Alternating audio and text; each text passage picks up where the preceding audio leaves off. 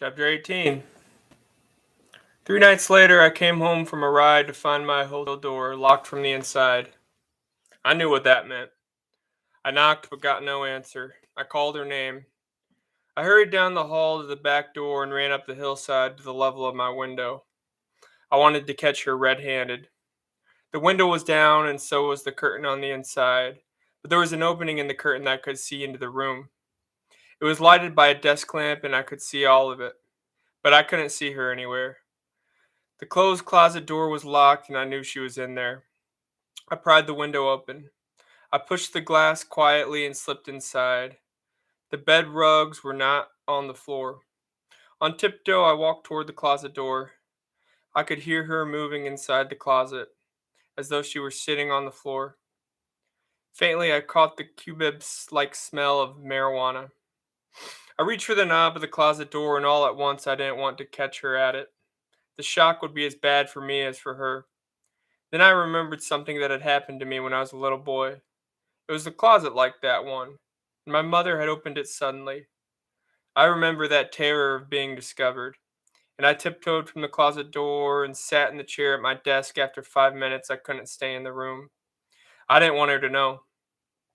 I crept out of the window, closed it, and returned to the back door of the hotel. I took my time. When I thought it must be over, I walked loudly and briskly toward the door of my room and barged in. She lay on the bed, a thin hand shielding her eyes. "Camilla," I said, "you here?" She rose and looked at me with delirious black eyes, black and wanton and in a dream. Her neck stretched and defining the bulging cords at her throat. She had nothing to say with her lips, but the ghastly cast of her face, the teeth too white and too big now, the frightened smile.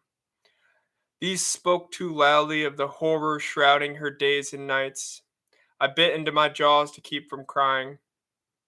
As I walked toward the bed, she pulled up her knees, slipped into a crouched, frightened position, as though she expected me to strike her.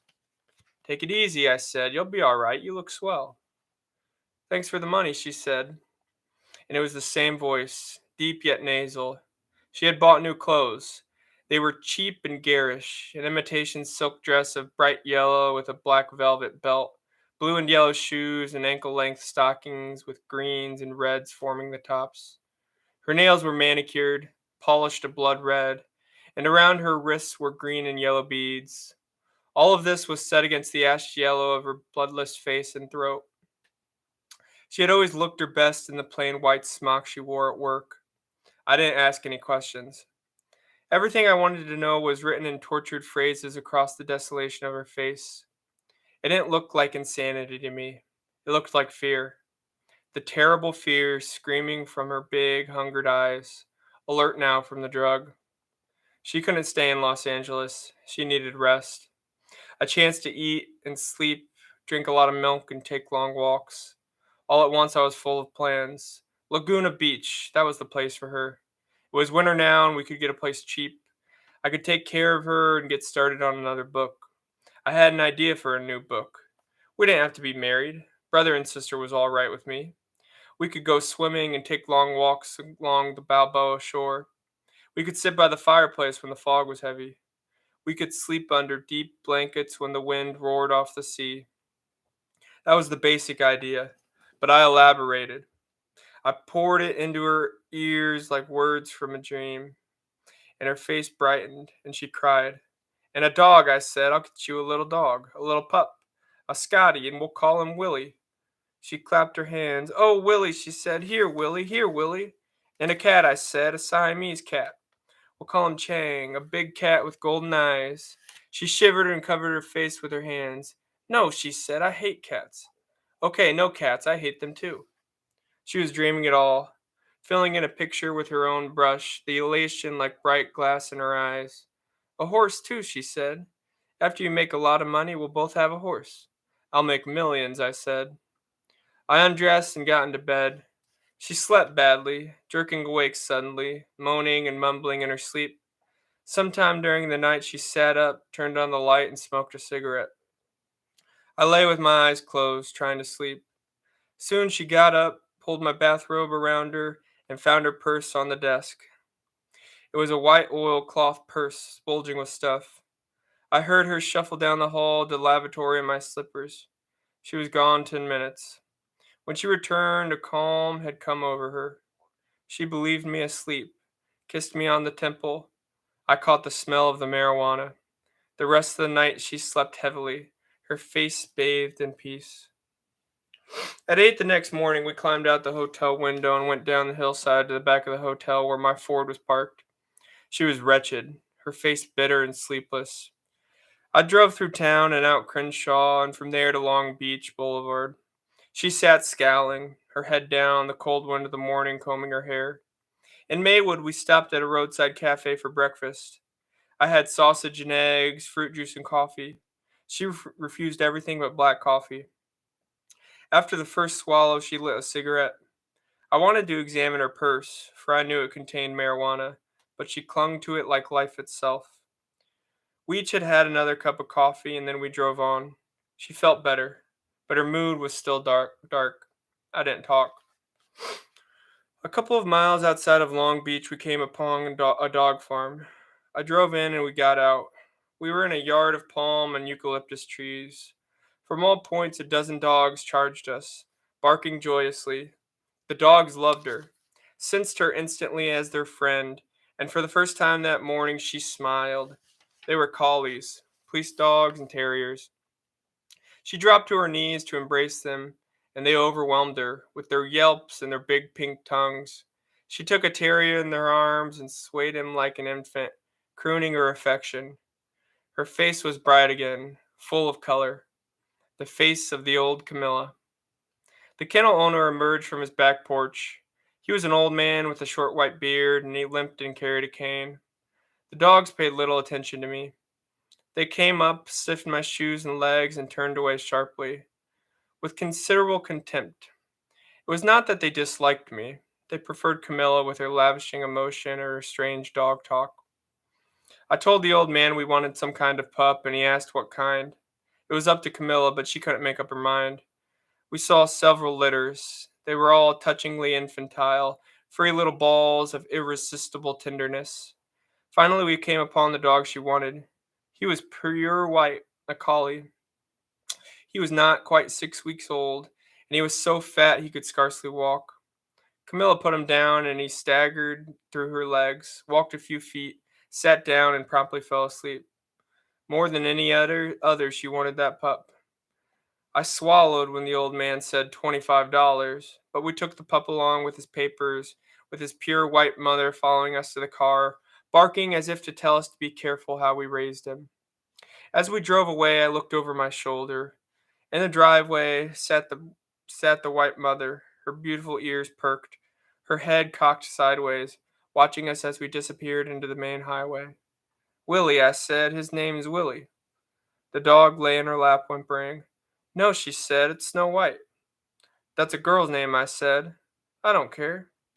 I pulled over to the side of the road. I care, I said. Either you change his name to something else or he goes back. All right, she admitted. His name's Willie. I felt better. We had not fought about it.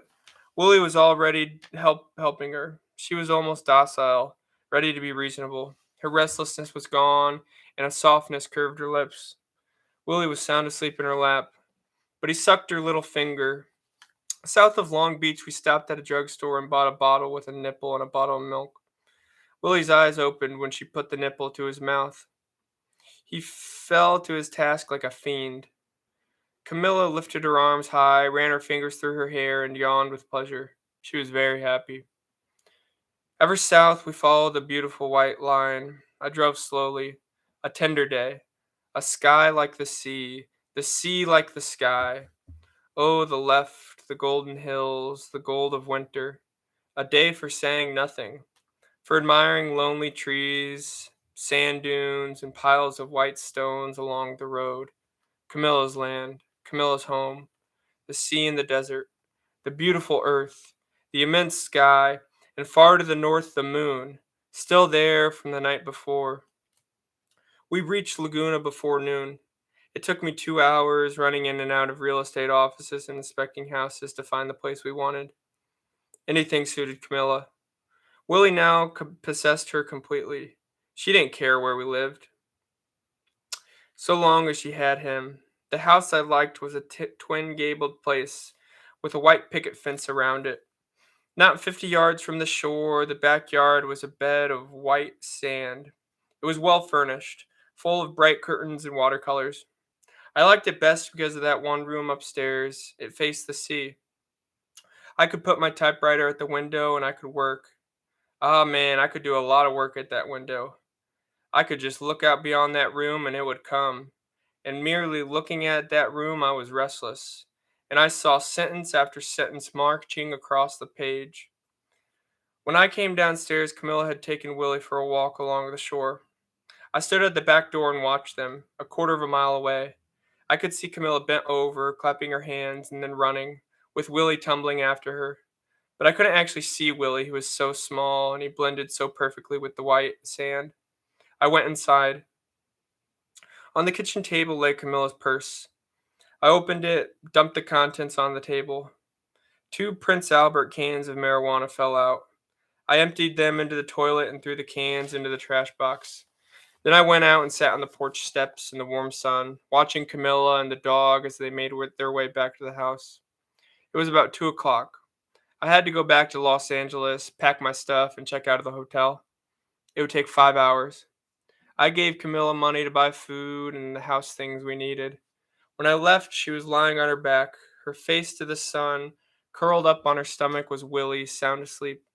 I shouted goodbye, let the clutch out, and swung her to the Main Coast Highway. On the way back, loaded down with a typewriter, books, and suitcases, I had a flat tire. Darkness came quickly. It was almost 9 o'clock when I pulled into the yard of the beach house. The lights were out. I opened the front door with my key and shouted her name. There was no answer. I turned on all the lights and searched every room, every closet. She was gone. There was no sign of her, or of Willie. I unloaded my things. Perhaps she had taken the dog for another walk, but I was deceiving myself. She was gone. By midnight, I doubted that she would return, and by 1 o'clock, I was convinced she wouldn't. I looked again for some note, some message. There was no trace of her. It was as though she had not so much as set foot in that house. I decided to stay on. The rent was paid for a month, and I wanted to try the room upstairs. That night, I slept there, but the next morning, I began to hate the place. With her there, it was part of a dream. Without her, it was a house. I packed my things into the rumble seat and drove back to Los Angeles. When I got back to the hotel, someone had taken my old room during the night. Everything was awry now. I took another room on the main floor, but I didn't like it. Everything was going to pieces. The new room was so strange, so cold, without one memory. When I looked out the window, the ground was 20 feet away. No more climbing out the window, no more pebbles against the glass. I set my typewriter in one place and then another. It didn't seem to fit anywhere. Something was wrong. Everything was wrong. I went for a walk through the streets. My God, here I was again, roaming the town. I looked at the faces around me and I knew mine was like theirs. Faces with the blood drained away. Tight faces. Worried. Lost. Faces like flowers torn from their roots and stuffed into a pretty vase. The colors draining fast. I had to get away from that town.